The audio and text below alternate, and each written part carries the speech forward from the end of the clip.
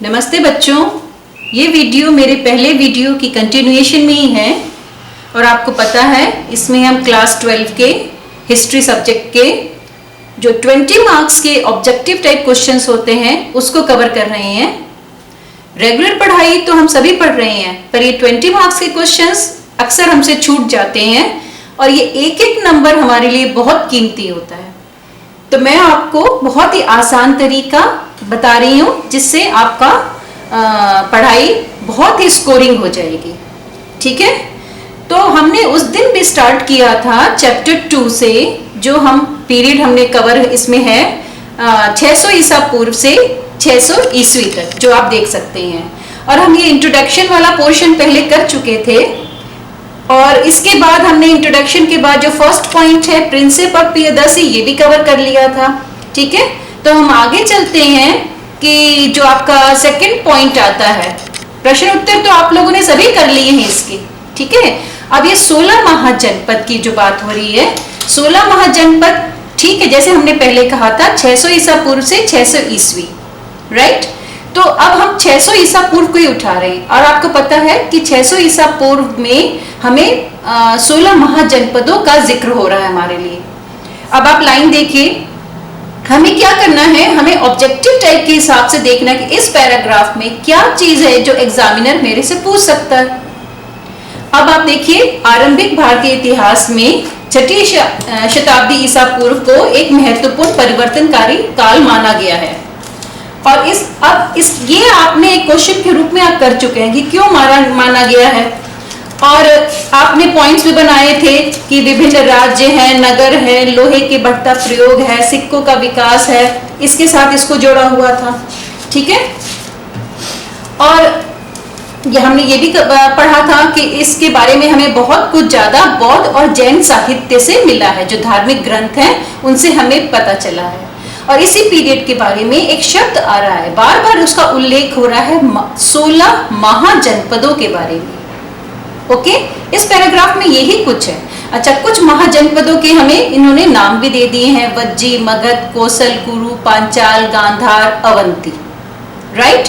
अब आप देखिए अगले पेज पे आपको ये सारे महाजनपद दिखे भी हैं मैप में। ये मैप हमारे लिए बहुत इंपॉर्टेंट भी है, ये आता है हमारा मैप, आप देख लीजिए, और इसमें सारे जनपद आपको दिख रहे हैं। तो मैप का मैं आपको दोबारा कभी सारे मैप्स कराऊंगी, पर फिलहाल हम चलते हैं कि हमारे शॉर्ट क्वेश्चंस क्या हो सकते हैं। ठीक है, तो हमारा ये वाला पैराग्राफ था 16 महाजनपद वाला, इसमें हमने जो मुख्य बातें जो समझ में आई है, अगर आप देखिए ध्यान से, पेज नंबर जो हमारा ये चैप्टर 2 का हमारा पेज 29 है, इसमें देखिए हमें क्या समझ में आया है कि 600 ईसा पूर्व का पीरियड है और ये एक परिवर्तनकारी काल माना गया है। A period of change, a revolutionary change is there। और क्या क्या हमें खास दिखा है कि जो शुरू वाले अर्ली स्टेट्स, आरंभ के राज्य, सबसे पुराने जो हमारे नगर, लोहों का बढ़ता प्रयोग, सिक्के हमें मिले हैं। अब हमने जिक्र किया था कि हड़प्पा में हमें कोई सिक्के नहीं मिले हैं, मुहरे थी, राइट। यहाँ पे हमें सिक्के मिले हैं। और याद कीजिए, हमने पहले भी पढ़ा था कि जेम्स प्रिंसेप ने उन सिक्कों के ऊपर लिखे हुए अभिलेख जो हैं उन भाषाओं स्क्रिप्ट को वो पढ़ पाए थे, राइट।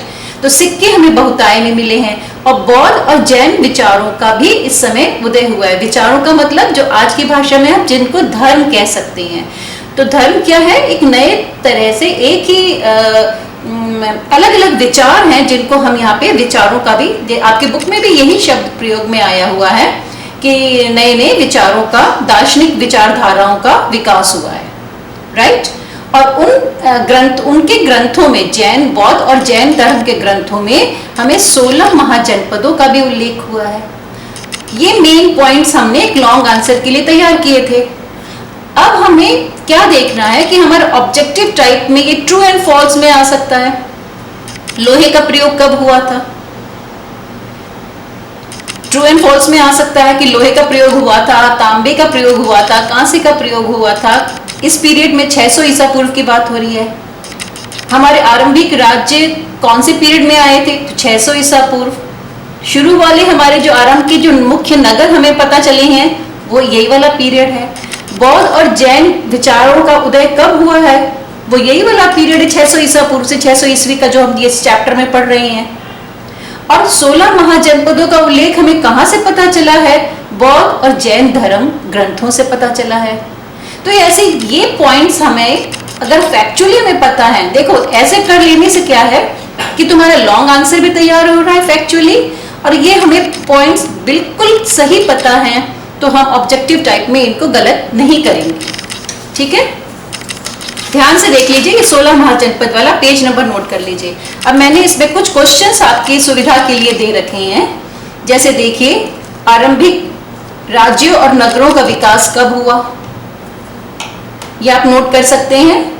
लोहे का प्रयोग सर्वप्रथम कब हुआ, सिक्कों का विकास कब हुआ, महाजनपदों का उल्लेख कहां से मिलता है, महाजनपदों के बारे में हमें बौद्ध और जैन ग्रंथों से हमें पता चलता है। ये देखिए, ये लाइन देखिए, बौद्ध और जैन धर्म के आरंभिक ग्रंथों में महाजनपद नाम से 16 राज्यों का उल्लेख मिलता है। ठीक है, अच्छा, और सबसे बौद्ध और जैन ग्रंथों से कितने महाजनपदों के बारे में पता चलता है। अब आपका ऑब्जेक्टिव टाइप में आ सकता है 5, 8, 10, 16, तो हमें एग्जैक्टली पता है कि 16 तो 16 ही होगा। और इसमें सबसे महत्वपूर्ण महाजनपद कौन था, ये तो आपको पता ही है वैसे भी, पर मगध है। भले इस पैराग्राफ में नहीं है, पर जब आप लिख रहे हैं तो एक और क्वेश्चन भी इसके लिए तैयार कर सकते हैं। दोबारा इस पैराग्राफ को अगर आप देखिए, कोई और यही नहीं, क्वेश्चंस तो कुछ भी बन सकते हैं। क्वेश्चंस तो ये भी बन सकता है कि कुछ प्रमुख ये जनपदों के नाम लिखे गए हैं, या आपने मैप किया है, तो क्या ये वो जनपद थे उस समय कि नहीं थे, किसी कोई और नाम रखा जा सकता है चॉइस में। ठीक है, अब इसमें तो महाजनपदों की विशेषताएं हैं, और ये भी आप अपने पढ़ने के लिए तो पढ़ेंगे, परंतु मुझे नहीं लगता कि ऑब्जेक्टिव टाइप में कोई कुछ खास पूछ सकता है। हाँ, ये जनपद शब्द का अर्थ जो पिंक बॉक्स में यहाँ पे दिया हुआ है, ये पूछा जा सकता है कि जनपद शब्द का क्या अर्थ है। वो ऐसा भूखंड जहाँ कोई जन या अपना पांव, ये जो आप पढ़ेंगे तो ये आपको ये पूछा जा सकता है। चलिए हम अगले पेज पे चलते हैं। मैं पेज वाइज आपको एक एक पैराग्राफ लेके दिखा रही हूँ। अगले पेज पे देखिए कि ये भी जनपद की विशेषताएं अभी जो पिछले पेज से हमारी चलती आ रही हैं, परंतु यहाँ पे आप देख सकते हैं कि ये बता रहा है कि जो राजा था उसको नौकरशाही के लिए भारी आर्थिक स्रोतों की आवश्यकता होती थी। भाई हर राजा को, हर सरकार को पैसा चाहिए ना चलाने के लिए। ठीक है, चलिए अब वो और बातें भी बताई गई हैं, पर हमारा जो ये वीडियो है ऑब्जेक्टिव टाइप के पॉइंट्स को पकड़ने के लिए है। अब देखिए आपकी सेकेंड लाइन में एक वर्ड आ गया धर्मशास्त्र। ये धर्मशास्त्र क्या चीज थी। अब इन्हीं ये जो 3-4 लाइनें हैं, देखिए लगभग 6ठी शताब्दी ईसा पूर्व से संस्कृत में ब्राह्मणों ने धर्मशास्त्र नाम के ग्रंथों की रचना शुरू की। इनमें से शासक सहित अन्यों के लिए नियमों का निर्धारण किया गया, और ये उपेक्षा की जाती थी कि शासक क्षत्रिय वर्ण के ही होंगे।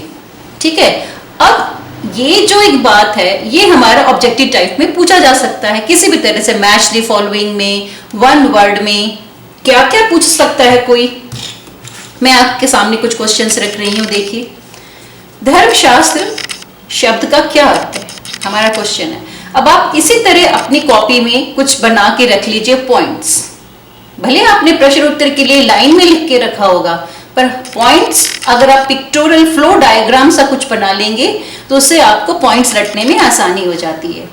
अब धर्मशास्त्र के साथ मेन बात हमें क्या ध्यान में रखना है कि 6ठी शताब्दी ईसा पूर्व पीरियड क्या है, ये एक ग्रंथ है।